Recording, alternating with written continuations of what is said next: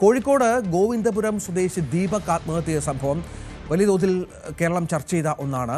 Social മീഡിയയിലൂടെ ഇയാളെ അപമാനിച്ച സംഭവം തുടർന്ന് ഇയാൾ ജീവനൊടുക്കുകയായിരുന്നു. പോലീസ് ഇന്ന് ഇതുമായി ബന്ധപ്പെട്ട് ബസ് ജീവനക്കാരുടെ മൊഴി രേഖപ്പെടുത്തിയേക്കും. ഇന്നലെ ബസ്സിലെ CCTV ദൃശ്യങ്ങൾ ശേഖരിച്ചിരുന്നു അന്വേഷണ സംഘം. ഈ പ്രതിയായ ഷിംജിത അവരൊളിവിലാണ്. ഇവർ നാടുവിട്ടോ എന്ന കാര്യം സ്ഥിരീകരിക്കേണ്ടതുണ്ട്. ഇല്ല എന്നാണ് ഇപ്പോൾ അന്വേഷണ സംഘത്തിന്റെ നിഗമനം. ഷിംജിത മുൻകൂർ ജാമ്യത്തിന് ശ്രമങ്ങൾ ആരംഭിച്ചതായും സൂചനയുണ്ട്. പ്രതിയെ ഉടൻ പിടികൂടണമെന്ന് ദീപകിന്റെ കുടുംബം ആവശ്യപ്പെട്ട പശ്ചാത്തലം കൂടി ഇതിനോട് ചേർത്ത് വെക്കണം. MS അനീഷ് കുമാർ വിവരങ്ങളുമായി ചെയ്യണം. അനീഷ്, ഈ പ്രധാനപ്പെട്ട കാര്യം ഇതുമായി ബന്ധപ്പെട്ട തെളിവുകൾ ശേഖരിക്കുക എന്നുള്ളതാണ്. ബസ് ജീവനക്കാർക്ക് കൃത്യമായി തന്നെ കാര്യങ്ങൾക്ക് ബോധ്യമുള്ളവരാണ്. അവരുടെ മൊഴി വളരെ ഗൗരവതരമായ ഒന്നാണ്. അതിനുള്ള ശ്രമങ്ങളാണോ?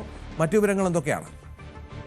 തീർച്ചയായും രഞ്ജിത്ത്, ഇന്നലെ ദൃശ്യങ്ങൾ പുറത്തു വന്നിരുന്നു. ഈ ബസ്സിനുള്ളിൽ നിന്നുള്ള CCTV ദൃശ്യങ്ങൾ. ആ ദൃശ്യങ്ങൾ തന്നെ വ്യക്തമായിരുന്നു. വളരെ തിരക്കേറിയ ഒരു ബസ്സായിരുന്നു അത്. അല്ലാതെ ആളുകൾക്ക് പരസ്പരം അകന്നു നിൽക്കാൻ കഴിയുന്ന തരത്തിലുള്ള ഒരു തിരക്കായിരുന്നില്ല ഉണ്ടായിരുന്നത്.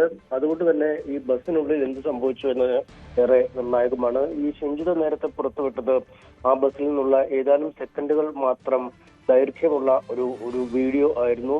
മറുവശത്ത് പക്ഷേ എന്താണ് സംഭവിച്ചതെന്നതിനെ കുറിച്ച് കൃത്യമായി അറിയണമെങ്കിൽ ഈ ഛായായാത്രികർ, ബസ്സിലെ ജീവനക്കാർ എന്നിവരുടെ മൊഴിയെടുക്കേണ്ടി വരും. ബസ്സിൽ എന്തെങ്കിലും അസ്വാഭാവികമായ സംഭവങ്ങൾ ആ സമയത്ത് ഉണ്ടായിരുന്നു എന്നതാണ് ഏറ്റവും പ്രധാനമായി അറിയേണ്ടത്. ഒപ്പം ഈ ഷിംജിത ഈ മൊബൈൽ വീഡിയോ ചിത്രീകരിക്കുമ്പോഴോ അതിന് മുമ്പോ പിമ്പോ ഒക്കെ വാഹനത്തിൽ വെച്ച് എന്തെങ്കിലും പ്രതികരണങ്ങൾ നടത്തുകയോ അത് ഈ ജീവനക്കാരുടെയും മറ്റും ശ്രദ്ധയിൽപ്പെടുകയോ ചെയ്തിരുന്നു എന്നതിനെ കുറിച്ച് കൃത്യമായി അറിയേണ്ടതുണ്ട്. അതിനാണ് ഈ ജീവനക്കാരുടെ മൊഴിയെടുക്കുന്നത്. ഒരുപക്ഷെ വാഹനത്തിലുള്ള മറ്റ് യാത്രികരെ തിരിച്ചറിഞ്ഞ ശേഷം അവരുടെ മൊഴി രേഖപ്പെടുത്താനുള്ള ഒരു നീക്കവും പോലീസ് നടത്തുന്നുണ്ട്. എന്തായാലും അന്വേഷണം ഊർജിതമാക്കി മുന്നോട്ട് കൊണ്ടുപോകുമ്പോഴും കേസെടുത്ത് 2 ദിവസം കഴിയുമ്പോഴും അറസ്റ്റ് ചെയ്യാൻ കഴിഞ്ഞിട്ടില്ല എന്നതാണ് ഏറെ ശ്രദ്ധേയം. ഷിംജിത വീട്ടിൽ ഇല്ല, ഫോണിൽ വിളിച്ചാൽ ലഭ്യമാവുകയും ചെയ്യാത്ത ഒരു സാഹചര്യം. കൃത്യമായി ഒരു ഒളിവിലേക്ക് പോയിരിക്കുകയാണ്. ഒപ്പം മുൻകൂർ ജാമ്യ ഹർജി സമർപ്പിക്കുന്നതിനുള്ള നീക്കങ്ങളും അവരുടെ ഭാഗത്തുനിന്നും ഉണ്ടാവുന്നുണ്ട്. ആദ്യ ദിവസം തന്നെ അവർ